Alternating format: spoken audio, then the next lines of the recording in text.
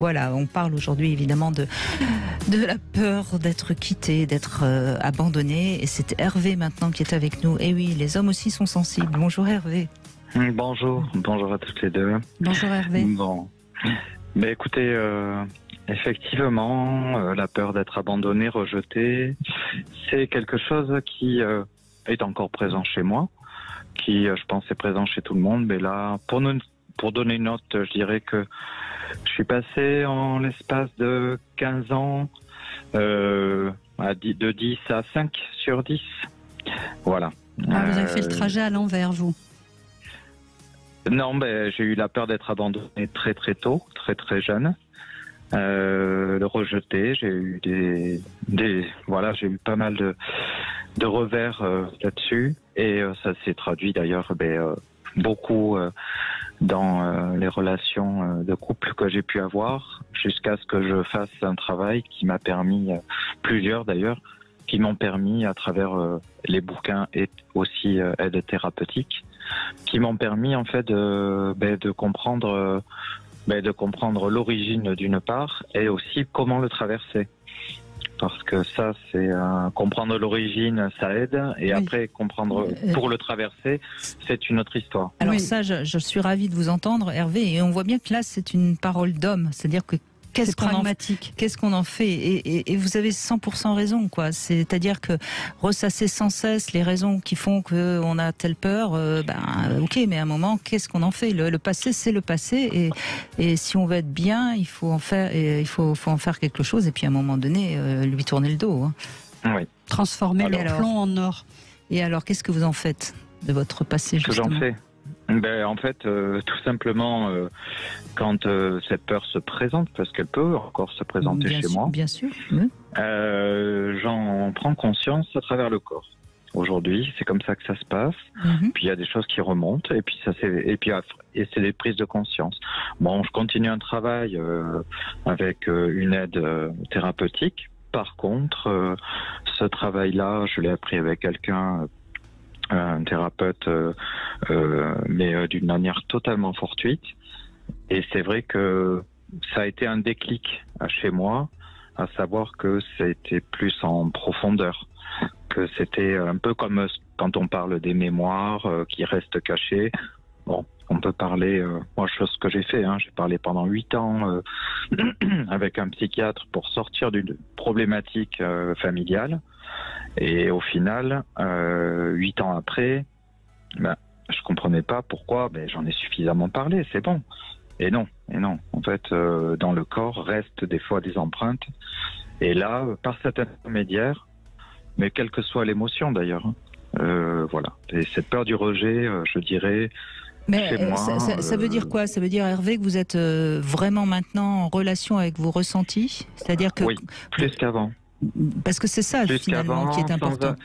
Sans être, en ayant conscience que je peux, comme tout un chacun, mais aujourd'hui je parle de moi, en ayant conscience du discours intérieur de pensée, que ce soit critique ou autocritique, qui peuvent parfois être uniquement mentalisés. Mais qui sert à rien. Voilà, c'est sûr comment prendre la distance avec ça. Mais parce que, moi aujourd'hui ça passe par le corps. Oui, mais je vais préciser pour ceux qui nous écoutent, parce que vous avez tout compris.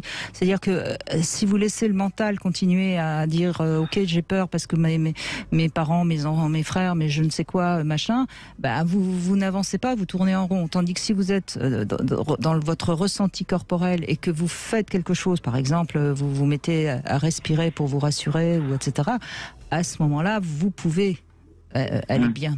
Alors même pas, c'est que je laisse la peur m'envahir en fait. Oui, dans mon corps. Vous la laissez là. Je la laisse m'envahir, et ça fait très peur au départ justement. Je laisse cette peur de rejet à m'envahir, et en fait ce qui se passe dans mon corps, je le laisse faire. Je le laisse faire. Et après, je peux pas vous expliquer, c'est difficile. C'est comme s'il y avait un mouvement à la fois physique, et il y a des sensations, et des déclics psychiques qui font tout à coup que c'est comme si on vous allégeait. Mais oui, voilà. mais parce que vous l'acceptez, cette émotion. Et donc forcément, elle va se dissiper. C'est une peur, sauf si vous étiez réellement toujours face à un cobra en train de vous menacer. Je veux dire, cette peur, elle est pas raisonnée. En fait, elle est explicable de par votre parcours, mais elle n'a pas de raison d'être au quotidien. Donc, une fois que vous la laissez vivre, à un moment donné, vous vous rendez compte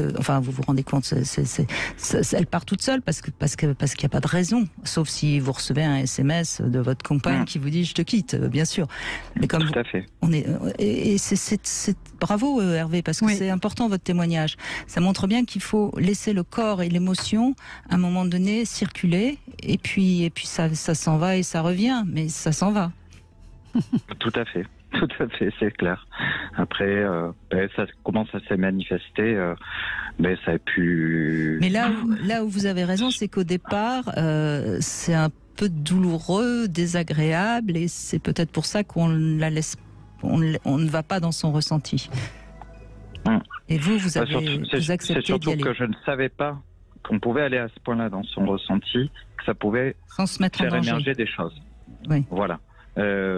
Parce que pour fuir cette peur, tout un tas de moyens, que ce soit ça passe par l'achat, ça passe par la réassurance, ça passe par l'appel de l'autre s'il n'appelle pas, ça passe par le mental qui va gamberger, plein de choses. Voilà, la compensation matérielle. Oui, mais vous avez découvert que c'est désagréable, mais qu'à un moment donné, c'est finalement mieux que d'essayer de ne pas la laisser vous envahir. Oui. Bravo pour le parcours. Hein. Et puis c'est un témoignage.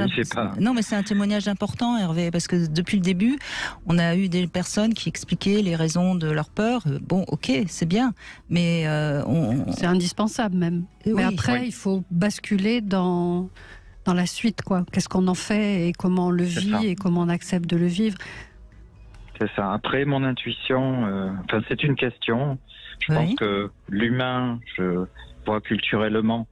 La peur du rejet, de l'abandon, quelque part, parce que la peur quelque part, la constitution, vous parliez de l'hospitalisme avec ces enfants qui ont besoin d'un lien affectif, de réassurance, pour pouvoir avancer dans toutes leurs relations. Mais après, je pose une question, parce que je me suis intéressé à d'autres... Allez-y, bien sûr, oui. À d'autres... pas qu'à l'Occident, à l'Orient, mais je parle plutôt du bouddhisme, d'autres façons de voir la vie. Est-ce que je me trompe, ou j'ai l'impression que au niveau occidental, cette peur est très présente, dans le sens où c'est une peur où nous on favorise beaucoup, je le vois dans notre travail, dans notre façon de nous habiller, la comparaison, tout le temps, sans cesse. Alors la comparaison est utile, mais moi, depuis ma petite enfance, j'ai l'impression que toutes ces images de comparaison, de compétition, etc.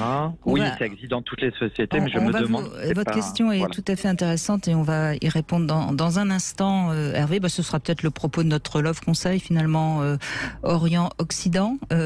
On se retrouve tout de suite, Hervé, restez avec nous.